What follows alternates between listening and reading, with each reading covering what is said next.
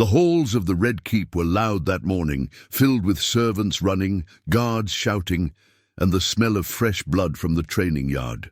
But inside the king's chambers, it was strangely quiet. King Robert Baratheon sat up in his bed, his chest bare, wrapped in thick bandages. The wound from the boar hunt had almost killed him, but he lived. He shouldn't have. Even the Maesters had given up. But Robert was too stubborn to die. Maybe it was the thought of unfinished business, or maybe it was the voice of old Ned Stark whispering in his dreams. Your house is not safe, Robert. Your crown is in danger. Now, awake and alive, Robert's mind was clear for the first time in years. The wine had faded, and so had the laughter. He looked around and saw his queen Cersei, standing in the corner, arms crossed, face pale. You look disappointed, dear wife, Robert said with a smirk. I was preparing your funeral. You've made it quite inconvenient. Well, I'm full of surprises. Like waking up to see my kingdom still standing, they stared at each other. No warmth, no love, only hate wrapped in gold and titles. Robert had heard the whispers. About Cersei and Jaime, about Joffrey not being his true-born son. He never wanted to believe it.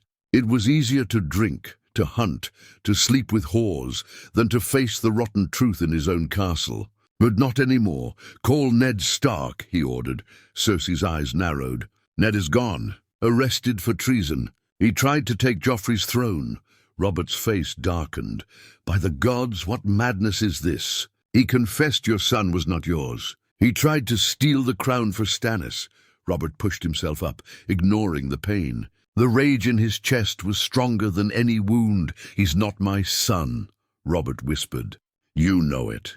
And now I do too, Cersei said nothing. Her silence was louder than any answer. Moments later, Sir Barristan Selmy entered, shocked to see his king alive and alert. Robert barked orders like a storm hitting the shore. Gather the small council. Bring Varys Littlefinger Grandmaster Pycelle, and send word to the dungeons. Bring Eddard Stark to me. Your Grace, Selmy said, he is to be executed by Prince Joffrey's command. That little monster is no prince of mine. Robert roared.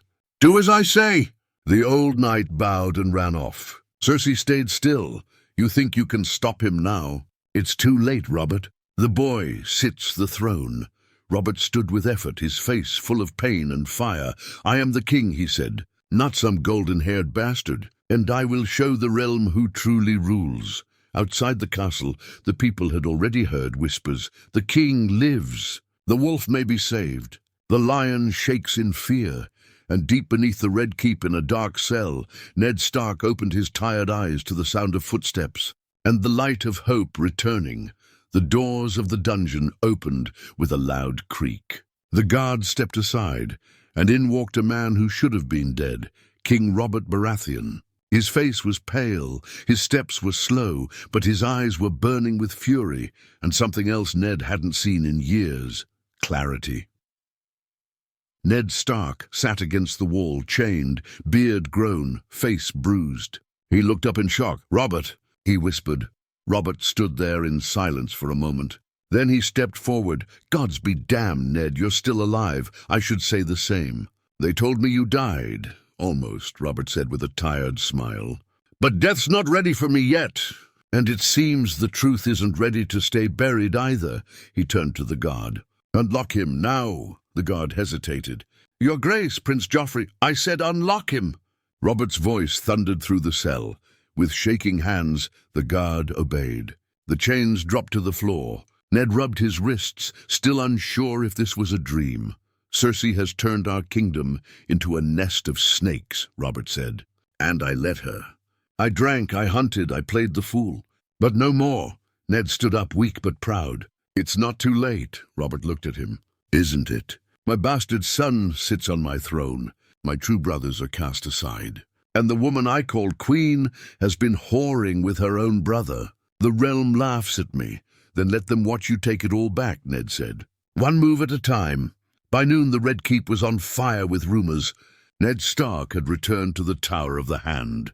Sir Barristan stood at his post again. And Joffrey, the so-called king, had been locked in his chambers under heavy guard. Cersei screamed like a madwoman. You think you can lock up my son? Robert stood before her, wearing his black and gold armor, the stag shining on his chest. "Your son? Oh, I know who he belongs to now. You can't just take the crown away. It was never his," Robert growled. "You played me, Cersei, used me, made a fool of me before the whole realm. You were already a fool. I just stopped pretending."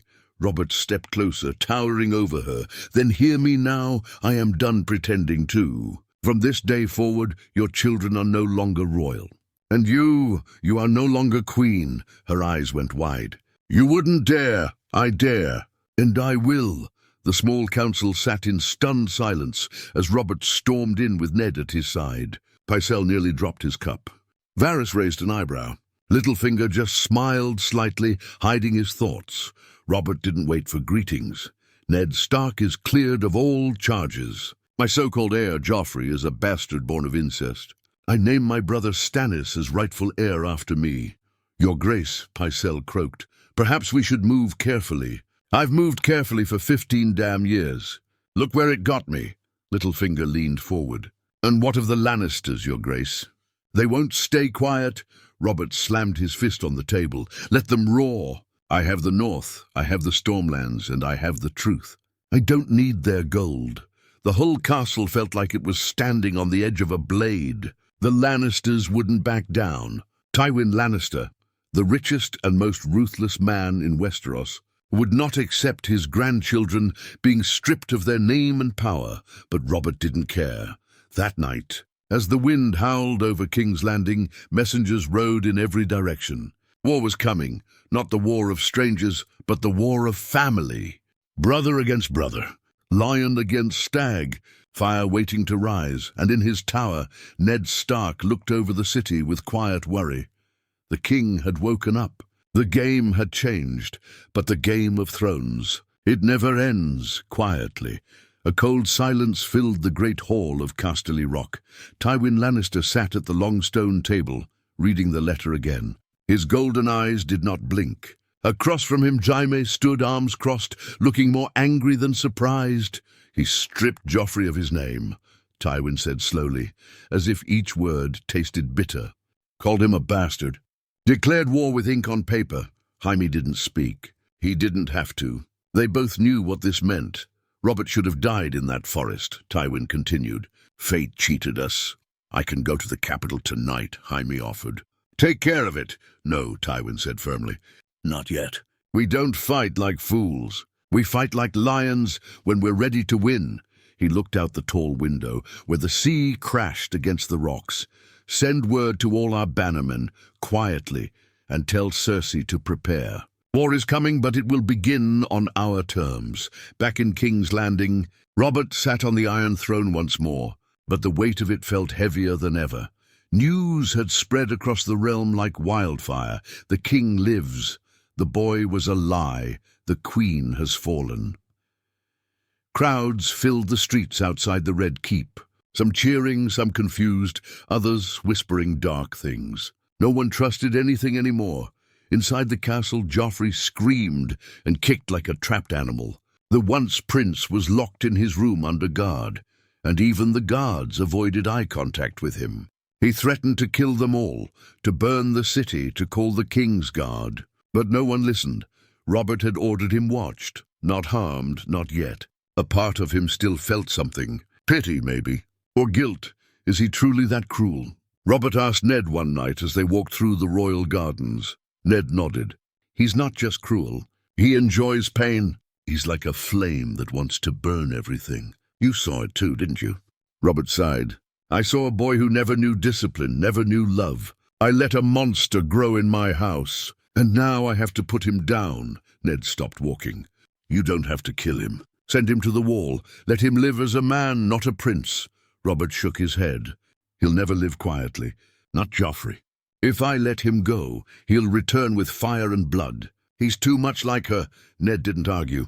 He knew Robert was right, but trouble was already brewing faster than they could control. One night, a servant girl was found dead near the Queen's old chambers. Her throat slit. The message written in blood on the wall: "Lannisters do not kneel." Varys was the one who brought the news to Robert. "Your Grace, this was not random.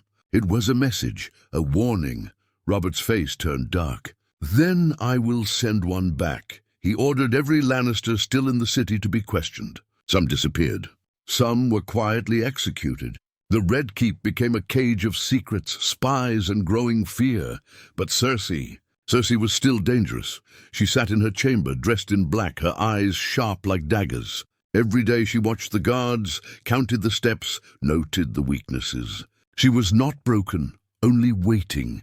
One night she whispered to her youngest son, Tommen, "The lion does not die in a cage. He waits, he watches, and when the gate opens, he kills." And somewhere far from King's Landing, a raven landed on a cold tower. Stannis Baratheon read the message by firelight.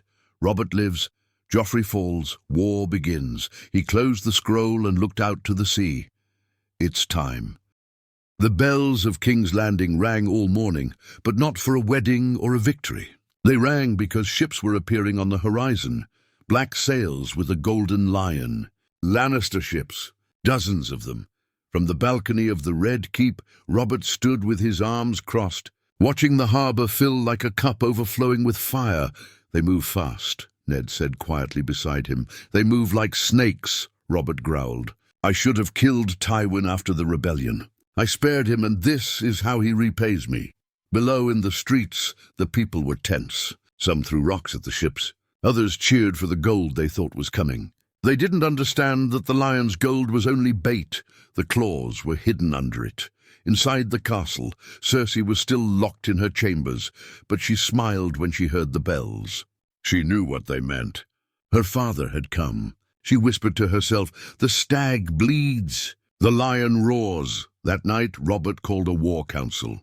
The great hall was filled with lords, knights, and banners. The black stag of Baratheon and the dire wolf of Stark hung side by side. But tension filled the air. Stannis Baratheon arrived that evening. His face was as hard as stone, his eyes cold as the sea. He did not bow, not even to his brother. "You live," he said flatly to Robert. "Not for lack of trying," Robert answered. "You've named me heir?" Stannis asked. "I have." "Then let me do what must be done. Kill the boy, kill the woman, kill their spies. In this now," Robert slammed his fist on the table. "You think I'm blind? You think I don't know what must be done? But killing a boy and a woman without trial will turn the realm against me. The realm will hate you either way." Stannis said, "Do you want to be feared or mocked?" Ned spoke up. "There's still a chance for peace. If Tywin can be convinced," Robert cut him off. "There's no peace with lions." There never was. Silence filled the hall. At that moment, a messenger ran in out of breath. "Your Grace, the city watch captain sends word. There's been an attack in the Red Keep. 3 of your guards are dead. The Queen is gone." Everyone stood up at once. "Gone?" Robert roared. "They say she escaped through the old tunnels beneath the keep. She had help." Robert's face turned red with rage. "Who helped her?" The messenger hesitated. We think it was Lord Baelish." Ned's hand went to his sword, but Robert held up his arm. "No," he said. "Not yet. Let the little rat think he's clever." "We'll gut him last," Robert turned to his council. "Send riders to every gate. Double the guards. If Cersei is in the city, I want her dragged here. If she's gone, I want her hunted, dead or alive," but it was already too late. By the time the orders were given, Cersei had already boarded one of her father's ships. She stood at the deck, hair blowing in the wind, her eyes fixed on the Red Keep. She whispered to Jaime, who stood beside her in full armor. "He thinks he's won. He thinks the throne is his. Let him have it. For now." Jaime's jaw tightened. "Father will not forgive this insult." "No," Cersei said, her smile cold. "He will burn them all for it." And as the lion's fleet sailed back toward Casterly Rock, Robert Baratheon sat on the Iron Throne, gripping the armrest like a man holding onto a cliff. He had won a throne once through rebellion, but this time it would be a war for his own crown and his own soul. 3 days after Cersei's escape, the walls of King's Landing felt like they were closing in. People whispered in markets, taverns, and alleyways. "The lion's coming. Cersei has fled. The king's back, but for how long?" Inside the Red Keep, Robert stood over a large war map. Pins marked the locations of Lannister armies gathering near the riverlands. Another pin, gold-tipped, sat in Casterly Rock. That one made his blood boil. He jabbed his finger on it. Tywin's too quiet. That's not like him, Ned nodded. He's planning something. Something big, Robert growled. He wouldn't send a fleet just to rescue Cersei. No, he's gathering power, waiting for us to slip. Suddenly the doors burst open. It was Renly. Your Grace. Renly's face was pale. There was an explosion. Inside the city, someone tried to kill Stannis. Robert's eyes went wide. Where? The Sept. He was praying there. There was Wildfire hidden under the altar. Robert didn't wait. He stormed out, followed by Ned, Renly, and guards. When they reached the Sept, the air still smelled of smoke. Stones were blackened, stained with blood. Maesters were working on injured men. And in the center, Stannis sat on a bench, his face half-burned, silent but alive. Robert knelt beside him. 7 hells, brother. Stannis looked up slowly. They missed. Who did this? Stannis didn't blink. Cersei or Tywin or both. But this was no accident. They want me dead before your crown touches my head. Robert stood and turned to the guards. Lock the gates. Search every building. Question every merchant, every rat, every snake. I want the man who lit that fire. I want him screaming in chains. But as night fell, more fires appeared, this time in the streets. Houses burning, shops looted, men in gold cloaks dragging people from homes. Robert watched from the tower window, stunned. What's going on down there? He asked. A guard answered, City Watch turned on itself, Your Grace. Half of them are loyal to you. Half still serve the Lannisters in secret. It had started. The war wasn't at the gates anymore. It was already inside.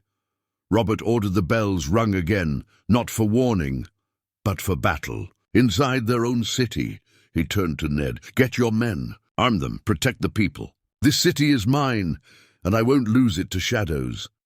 That night, King's Landing burned like a wounded beast. Swordfights broke out in alleys. Gold cloaks turned on each other in bloodied streets. Loyalists raised the Baratheon stag. Traitors screamed the lion's roar, and in the chaos, something worse happened. Joffrey was gone, his guards dead, his door broken, and a crown left behind on the floor. Ned arrived too late. He stared at the empty bed and clenched his jaw. He's not clever enough to escape alone. Robert said nothing for a long time. Then he spoke quietly. Someone helped him. Again, they both looked at the crown, golden, twisted, fake. He's heading to Cersei, Ned said. She'll use him. Again. Robert turned away from the room, but his face had changed. No, he said. This time I'll kill them both with my own hands. He walked away, armor clinking with each step, not as a king, but as a warrior returning to war. And above the city, smoke rose toward the sky. The Game of Thrones was no longer a game. It had become a blood-soaked war, and no one was safe now. The fires in King's Landing had not stopped. Some had burned out on their own, but others were still smouldering. The air stank of smoke, blood, and fear. People stayed in their homes. Shops were closed. The streets were full of burned carts, broken barrels, and bodies wrapped in brown cloth. Inside the Red Keep, Robert Baratheon stood at the war table again. But this time his eyes looked different.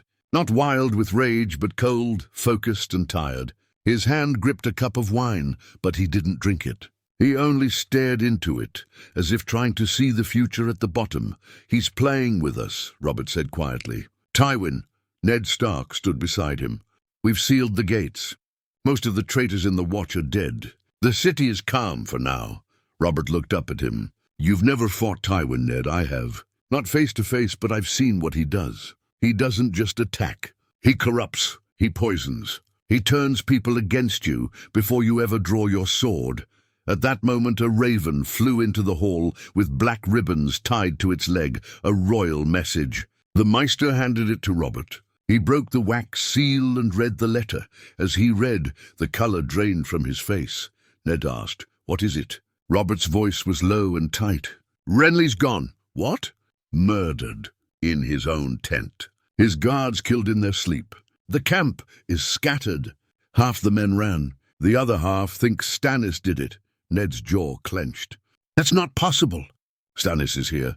It doesn't matter. Robert threw the letter on the table. They believe it. Tywin planted this rumor. Maybe he even hired the killer.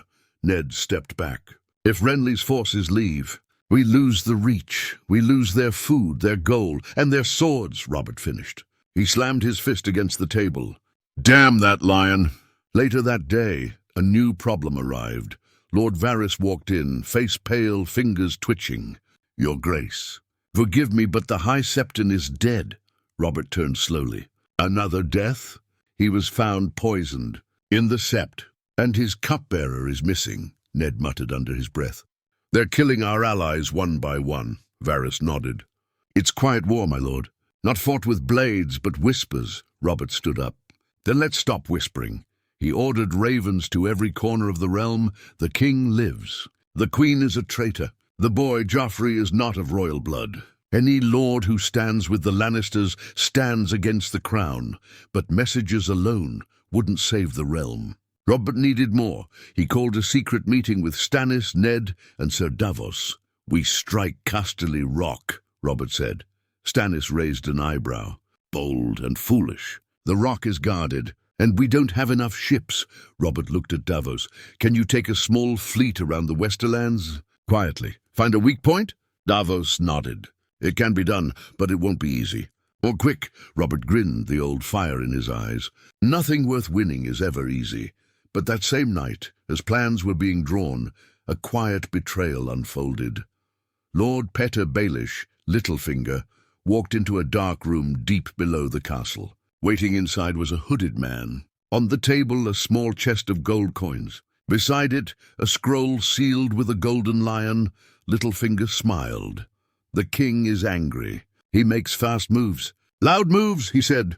But Tywin, he makes quiet ones. Like this, he slid the chest forward. Consider the offer accepted. The hooded man nodded and took the chest. By morning, 3 more deaths shook the capital. Sir Barristan Selmy's squire was found hanged. 2 of the royal cooks were poisoned, and a letter was delivered to the small council. Written in Cersei's hand, "Return, my son, or the river runs red. Choose wisely, my king." Robert read it, then burned it in the fire. I've made my choice, but deep down he knew. This wasn't war anymore. It was personal. It was family tearing family apart. Lions, stags, wolves, all bleeding under the same sun, and the worst part, the people no longer cared who sat the throne. They just wanted the killing to stop, but it wouldn't. Not yet. Not until the Iron Throne was covered in blood. The sky over King's Landing was dark with storm. Clouds, but it wasn't rain the people feared. It was what rode with the wind. Jaime Lannister, the Kingslayer, leading 10,000 men under the Golden Lion banner. They had marched fast, hard and quiet from the Westerlands, cutting through the riverlands like a blade through butter. No mercy, no warning, and now just beyond the walls. His army stood like a golden sea, waiting. Robert stood on the ramparts of the Red Keep, his jaw tight, hands resting on the hilt of his sword, warhammer strapped across his back. His face was older, more worn, but the old warrior fire had returned to his eyes. He came faster than expected, Ned said beside him, scanning the distant enemy lines. He's not here to play, Robert replied. He's here to end it. Below them, the gold cloaks were setting up defenses. Barrels of oil lined the gates. Archers were posted on the towers, but the mood was tense. Half the city didn't know who to fear more, the king inside or the lion at the gate. News had already spread. Joffrey is with the Lannisters now. Cersei commands her father's forces. Renly is dead. The Reach has pulled back. The realm was bleeding from the inside. That night Robert called his council once again. This is it, he said. Jaime won't wait. He'll strike by dawn. Stannis leaned forward. He's not just here to kill. He's here to humiliate. To take the Red Keep and sit his bastard nephew on the throne in your place. Ned agreed. If we lose this city, we lose the realm. Robert looked around the room. Then we don't lose. He stood up slowly. I'll ride out at first light. Meet Jaime myself. The room froze. Robert, no, Ned said. You're the king. If you fall, I was a king the moment I took this city in fire and blood, Robert snapped. I won't die hiding behind walls. Stannis, for once, didn't argue. "If you're going, I'm riding with you." "As am I," Ned said firmly. Robert smiled. "Then let the lions see what old wolves and stags can still do." At sunrise, the gates of the city opened. 3 riders stepped out, Robert in black and gold, Stannis in dark steel, and Ned in grey. Behind them, 200 men followed. Not a large force, just enough for one message: the king is not afraid. On the other side of the field, Jaime waited in polished armor, golden hair shining in the morning light. Joffrey sat beside him, dressed in red, face twisted with pride and arrogance. When Robert saw the boy, his fist clenched. "My crown!" Joffrey shouted, pointing. "Give it back!" Robert stared at him coldly. "You're no king. You're no Baratheon. You're just a mistake in a golden cloak." Joffrey's face turned red with rage. "Kill them!" "All of them." But Jaime raised a hand. "Not yet." He rode forward alone. "Robert," Jaime said calmly, "you're outnumbered. Your allies are falling away. Lay down your crown. Save your life." Robert didn't move. "Come take it," Jaime smirked. "As you wish." He turned back, raised his sword, and the battle began. Trumpets screamed. The Golden Army charged. Arrows flew from the towers. Fire barrels were dropped from the walls, and in the middle of it all, Robert Baratheon charged forward like a war god. He swung his hammer left and right, smashing men like dolls. Beside him, Stannis cut through the Lannister knights with quiet rage. Ned fought like a northern storm, his sword flashing silver. The field turned red. Jaime fought his way through the chaos, trying to reach Robert. Their eyes met across the blood-soaked ground. 2 warriors, 2 legacies, 1 crown. But before they could meet, a huge explosion shook the ground. Wildfire lit at the base of the walls by unknown hands. Green flames roared, burning soldiers from both sides. Panic spread. Screams filled the air. Horses ran wild. The battle broke into chaos. Robert was thrown from his horse, landed hard, and rolled across the dirt. Blood on his face, mud on his armor, but he stood. And then he saw something worse. Joffrey, standing on a small hill, aiming a crossbow. Right at Robert, the time slowed, but before the bolt could fly, a sword pierced Joffrey's back. He gasped, choking, and dropped the crossbow. Behind him stood Tyrion Lannister, face twisted with pain and regret. "No more monsters," he whispered. Joffrey fell forward and didn't move again. Robert stood frozen, and the battle stopped. The battlefield had fallen quiet. The green flames of wildfire were still burning in some places, casting a strange glow over the bodies. The grass was soaked in blood. The banners of both the lion and the stag lay torn and trampled in the mud. But the boy King Joffrey was dead, and the moment he fell, everything changed. Tyrion stood over his nephew's body, blood dripping from his blade, his face pale and full of sorrow. He didn't look proud. He didn't look strong, he looked broken. When Robert reached him, he didn't raise his weapon. "He didn't run. I didn't do it for you," Tyrion said quietly. "I did it for the realm." Robert didn't reply. His eyes were fixed on Joffrey's lifeless body. The boy's mouth was frozen in a silent scream, his golden hair stained with blood, his crown bent beside him. He looked small now, just a boy who had caused so much pain. Robert stepped back. "Take him, bury him." He was still blood. Tyrion nodded and gave the signal. His men carried Joffrey away, carefully, quietly. No cheers, no triumph. Just silence. Not far away, Jaime Lannister stood in chains. His sword had been knocked from his hand during the battle. He had fought like a lion, fast, deadly, proud, but in the end he was surrounded and beaten. Ned Stark walked up to him, face hard. "You had a choice," Ned said. "You could have ended this war before it began." Jaime smirked, though his face was bruised. "And miss all the fun?" Robert stepped forward. "You'll answer for what you did. For what your sister did. For what your bastard nephew did." Jaime spat blood on the ground. "My sister is gone. My father will burn this whole kingdom to ashes for what you've done." "Then let him come," Robert said. "Let him find his children dead, his banners broken, and his name cursed." Jaime's smirk faded. That night the fires were put out. The bodies were burned. The Red Keep opened its gates again, not for war, but for mourning. Inside the great hall, Robert sat once more on the Iron Throne, not with joy, not with pride, but with heavy silence. Ned stood beside him. "Arms crossed, you've won," Ned said. Robert shook his head slowly. "No, I survived." "There's a difference." The next morning, a raven arrived from Casterly Rock. Tywin Lannister would not march. He would not fight, he would not forget, but he would retreat. For now, with Jaime in chains, Cersei gone, and Joffrey dead, Tywin had no face left to save, and so the war was over, or so it seemed. 3 days later, Robert gathered the lords of Westeros in the throne room. He rose from the Iron Throne, looked out across the hall, and spoke in a voice that carried to every corner. "The war is done, but peace will not return by itself. We have killed kings, burned cities, and betrayed blood. And for what?" Gold pried. "Revenge?" He looked to Stannis. "You are my heir, but you will rule better than me, smarter than me. This realm needs justice, not just strength." He looked to Ned. "You saved me from myself again. I will not forget it." And then to the room, "Let it be known, there will be no more kings from false names, no more thrones taken by lies. From this day forward, any child born of treason or incest will have no claim to crown, title, or land." The lords murmured. Some agreed. Some whispered doubts, but none spoke against him. Robert sat down again, slower this time. The Iron Throne dug into his back. He could feel the sharp edges, the cold steel beneath the gold. It reminded him that no one truly sits on this throne without pain. Later that night, Robert stood alone on the balcony of his chamber, staring out at the city.